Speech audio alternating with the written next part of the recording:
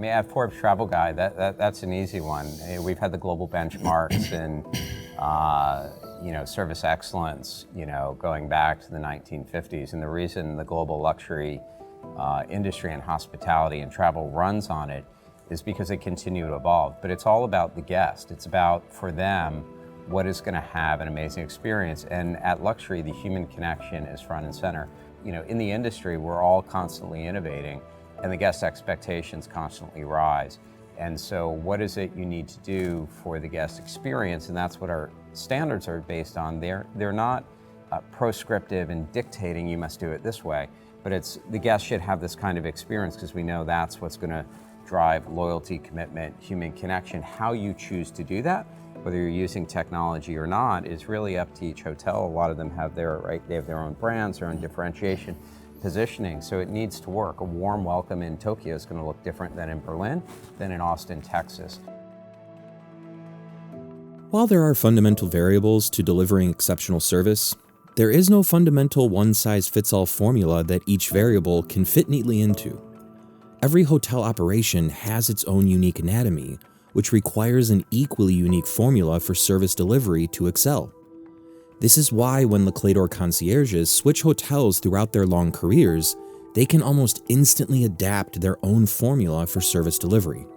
This adaptive approach is also exactly why Forbes Travel Guide has and continues to be the premier authority on hospitality service. As an organization, they understand and embrace better than anyone that mastering hospitality requires a consistent and rigorous evolution of every variable and expectation that creates each unique formula of service excellence. So before building your own adaptive formulas for your own service delivery, what are the most important variables you should be focusing on refining first? For a Les Clefs concierge, their most important variables are distilled from a very distinct but simple truth. The more human you are in your culture of service, the quicker you can find that formula for excellence.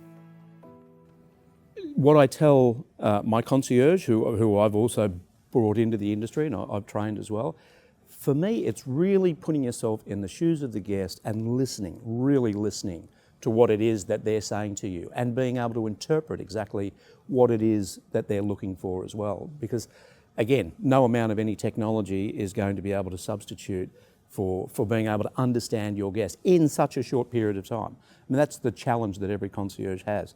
And then to be able to put that into, or package it up into something that's really going to be digestible but something that they're really going to love. I mean, that's what I try and instill in the concierge and the concierge of the future. Just listen to your guest, put yourself in those shoes and sort of think creatively. Yeah. I think there are two things. I think we do need the technology, and we are very lucky we have it because we can use in our favor to make our life easier, and we can give answers faster to the guest. So that's how we need to use the technology. And again, I think it's the human touch that will make the difference. And also listen to the guest. I think this is the key. Because when you are talking to the guest in an informal conversation or a formal one, even if they are not asking you anything, if you're just talking, you can feel a lot and you can start feeling what he wants, what they really want to do when they are there. I think this is the key thing. You might think it's hard work to think a way to surprise and delight guests. But if you have a family in pain, you don't think, and you just feel it here. You don't think here, and then you know what to do. Even without thinking. And if you have a friend, okay, you want to celebrate together because they're one of them. And if we treat our guest like one of ours, and suddenly that it becomes so much easier how we can surprise them and delight them. So I think that's a way to find how we can create a unique experience and a memory for them. By building a culture of service around the variables of empathy, listening, and fostering a familial environment for their guests, Les Clefs concierges can organically build their unique formulas for service delivery. Yet, to achieve service excellence by a Forbes Travel Guide standard, you need to be consistent in how you execute your brand of service for each and every guest who walks through your doors. In order to accomplish this level of consistency at scale, no matter what type or size of hotel you are operating in, it all starts at the top with the leaders that not only support the guest-facing staff like the concierge, but every department that touches the guest experience across each travel journey. It does start at the property level and how the employees feel. And that's with any department, not just concierge. But especially if I feel like I'm not just a employee, I'm not just a number. I feel recognized, and my management understands that I'm an individual, aside and apart from the, in my case, 40 other concierges on my team. If I'm recognized as such, I'm more likely to then deliver that level of personalization across the desk. And so I think it does come from leadership on the management side of the property. To what are you doing to identify individuals that shine on your team, your individual concierges? What are you doing to recognize them individually and not just as a job title? Hire well. When you have a team of people who all care, then that's just going to happen, because it couldn't not happen.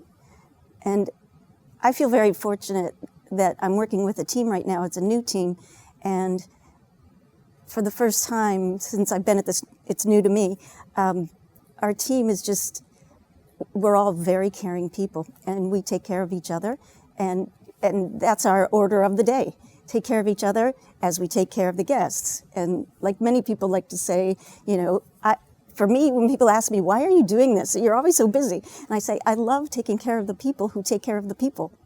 A big part of what we do globally is around learning and development and training and custom standards. And we have what are, the TEDx, of the training world at luxury, where, some of the top luxury brands around the world are engaging us to help inspire and train their employees.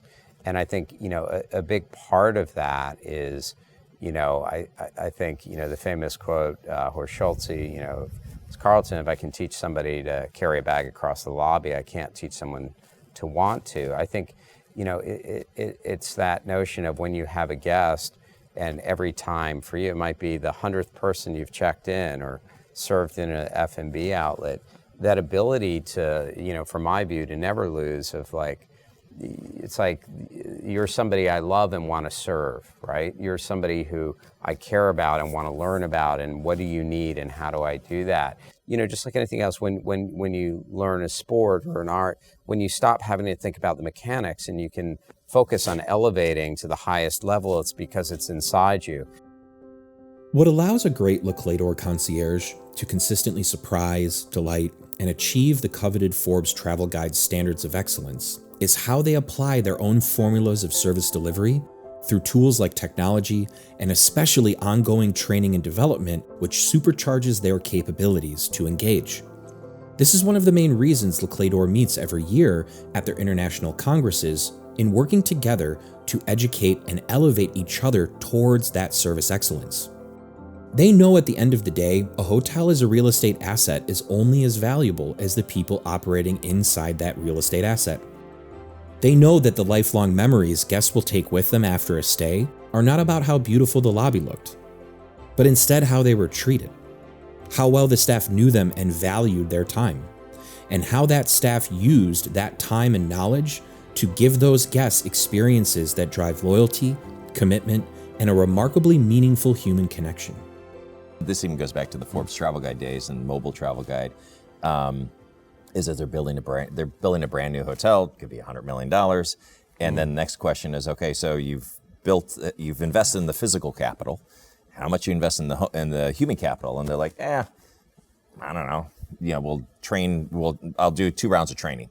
And so I think when you look at the physical plant, but then also the human element, how do you invest more in the human capital? And that's, to Stuart's point, that's on training and constant training, and then investing also from a tech perspective.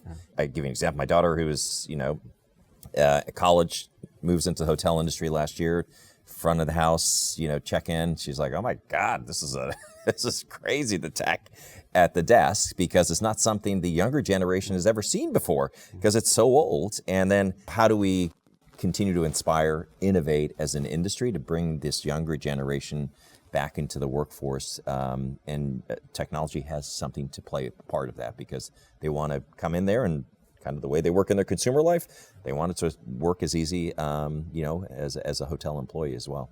Often when you look at the tools that concierges have to deal with, the technology, it's very much like an iceberg. So the customer only sees the tip of the iceberg. It's actually, the capability you give to the staff that really then makes the difference. So does it make it easy for them to converse, for example, in whatever language they want with their guests? So using things like translation capabilities. But people now expect to have that capability. What it shouldn't do, though, is remove the human touch from the experience, because ultimately it's the human touch you remember. And whether that's a nicely worded message or whether it's the greeting you get at the front door, either way it's the humanity that really brings the experience to life. They're tools. They're tools.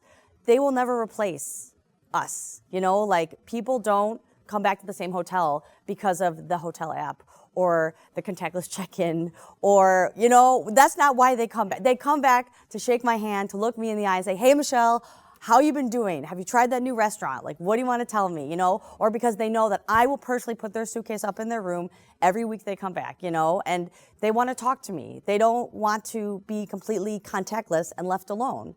And that is something that's really fundamental. The craziest part is, if you're a real estate investor and the hotel investor, and you're like, I just put $100 million, what do you think the cash flows are that are actually going to rationalize and make money back and a return on that $100 million? It's from your guests coming in. And guess what? If they have a poor experience or don't have a great experience because you haven't invested in training and the staff and the systems to do that, what do you think the return on that $100 million is going to be? So it's almost like they've spent all this money and they've done everything to limit the ability of them to have the greatest possibility of creating a property and an experience that people want to come back to, that would drive a return on investment much faster. Because they're like, oh, we already spent $100 million, so we don't need to spend that much on this. And that's the crazy thing to me, because that's actually what's getting them the return on investment for that asset. Yeah, totally true.